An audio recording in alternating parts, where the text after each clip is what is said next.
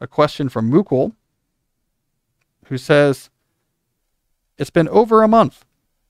My to-do list keeps on growing. My productivity system uses Todoist, Google Calendar, and Notion, but for the past month, I'm falling behind on my work. There are many days when I don't check my list or forget to create a daily plan or monthly plan. I tried to reorder my mobile home screen many times. Still, I'm falling behind. Can you suggest a way to be efficient with my productivity system? Well, Mukul, I find it very hard to believe that your strategy of reordering your mobile home screen did not solve all of your productivity problems. That's number one. If you read my books or see my appearances, I really focus on icons on your mobile home screen and configuration settings in your productivity software. That is the key. You want to understand how Elon Musk gets done what he gets done? That is how he does it. His icons are in the right folders on his phone. I am, of course, being sarcastic, and I'm gonna use you sort of as a straw man here, Mukul, to try to make some larger points for the audience. What you were describing to me in this question is not a productivity system. It is a collection of productivity tools. So for you to tell me about my productivity system is Todoist, Google Calendar, and Notion, why am I still falling behind and not getting things done? That's like me coming to you and being like, let me tell you about my exercise routine. I bought a Peloton, I own some weights, and I have a rowing machine. So why am I not losing weight and getting stronger? You would say, well, you haven't told me anything about what your actual fitness habits are, like when you exercise, how much you exercise, what you eat, how this fits into your life. You just listed exercise machines that you own. It's the same thing as going on here. So I think what we need to do is get back to basics. You need to build a system. Forget the tools. You need to build a system from the ground up. You need to start small, start simple, get a feel for that, and then you can start adding in the complexity. You're not going to solve your problem of being scattered and procrastinating and having too much to do by jumping straight into really complexity. Complexity doesn't solve your problem. You need systems that make sense. So the easiest thing you can do is if you go to my YouTube channel, youtube.com/Cal Newport Media, I have a video on time management. So I have this series called Core Ideas, where I recorded videos on some of the core ideas I talk about. Go back and watch my core idea time management video. You'll get the overview of my philosophy. For the sake of our audience now, I'm going to excerpt out a sort of starting point for you. I think where you are now is you need to go all the way back to the basics and start by considering what I call the productivity funnel, the collection of 3 layers of systems that need to be in place to help you successfully navigate the universe of all possible things you could be doing at the top of the funnel to things that you actually accomplish that comes out of the bottom of the funnel. In between those 2 things, mediating the universe of everything, what you actually do, we have 3 levels. Level number 1 is activity selection. What is your system or philosophy for figuring out what you do, what you agree to do, what you take on? Below that, you get to organization. How do you keep track of, organize, and make plans around what you have agreed to do? And at the very bottom level, you have execution. How do you actually, in the moment, properly execute what needs to be done? When people are just getting started with time management, this is where I have them start. And I have them start simple on each of these levels. So activity selection, you need to probably clean the decks. I'm assuming you're doing too many things.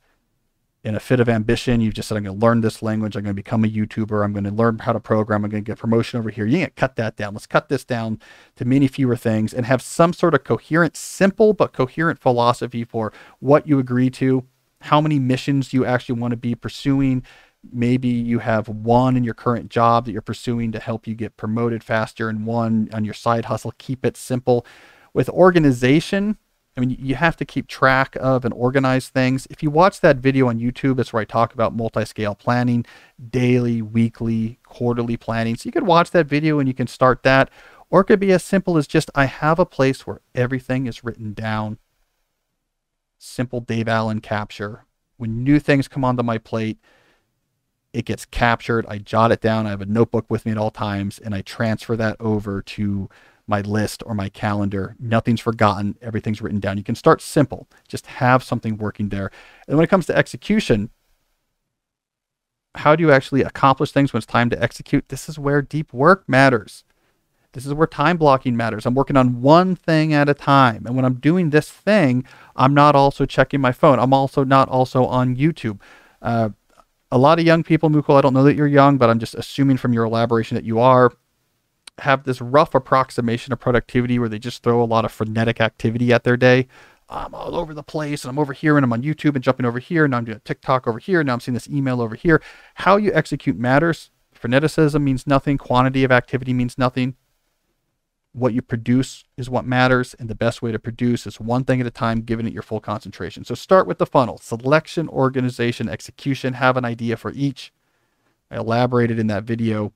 Start simple, but start clear. Know what you're trying to do, simple systems, and you can start building up the more complexity from there. But I think this is definitely, Mukul, a back to basics move. And if all of that fails, make your iPhone screen grayscale. That was a big popular tip back when I was promoting digital minimalism. All the tech types were like, I know the secret to being distracted by my phone. I have figured out how to make my iPhone screen black and white. And then it's not as distracting and it won't pull my attention in. It's all about if I just have the one hack and if you're a tech person, it has to be a hack that's like a little bit technically complicated. Because then it's conceivable to you that this is why no one else is doing it, because it's a little bit hard to figure out how to change your phone into grayscale. And it's always a dream. By doing one kind of complicated technical thing on my computer, I have the solution. Same thing with golf. It's all the one tip. That's what a lot of that's how they hook you, and then they try to It's like the in Curb Your Enthusiasm, the weatherman had a golf tip. So this is kind of insider baseball. I don't know if you noticed, the weatherman had this golf tip, and so Marty Funkhauser was starting to tell Larry, the weatherman, who's like an actual weatherman, like has this great golf tip, and it changed my game. And I mean, I did this one thing, and I've been swinging natural. My score is down, and it's like a season-long thing that he never gets the tip, because of course he accuses the weatherman of falsely forecasting rain so that he can get the golf course, like better tee times at the golf course. So they have a falling out, and Funkhauser says, I don't feel right giving you the tip. And it comes up again and again. But yeah, I don't know. Mukul's probably looking for the equivalent of the weatherman's tip for productivity. That show's so good. If your Notion setup is just properly hooked with a Zapier script to the drafts install on your phone, you're going to be productive. Well, the marketing for golf and productivity tools is like really good, and that's what they try to hook you with. And then, so why aren't we, because there's all these professional golfers that like my productivity stuff. So why have we not brought these two worlds together?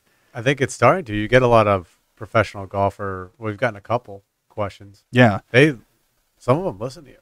That's what I need to do. Deep swing.